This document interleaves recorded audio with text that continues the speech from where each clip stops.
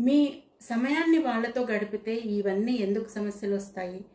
Mobile, టీవీకి వాళ్ళను వీలైనంత దూరంగా ఉంచండి. మీ పనులు చేసుకోవడానికి వాళ్లకు టీవీ ఆన్ చేసో మొబైల్ చేతికిచ్చో మీ పనులు చేసుకోకండి. ఆటల్లో వాళ్ళని ఎంగేజ్ చేయండి. మీ ముందే కూర్చోబెట్టుకొని వాళ్ళని రకరకాల ఆటలు ఆడిస్తూ ఎంగేజ్ చేయొచ్చు. అవి తెలుసుకోండి ఏ విధంగా చేయాలి ఏంటి అన్నది. అంతేకాని స్మార్ట్ ఫోన్ మీ చేతిలో ఉంటే వాళ్ళ చేతిలో పెట్టి వాళ్ళను ఆటిజం పేషెంట్లుగా మార్చకండి దయచేసి. పేరెంట్స్కి మరీ విజ్ఞప్తి. వాళ్ళని చీకటి ప్రపంచంలో పడేయకండి.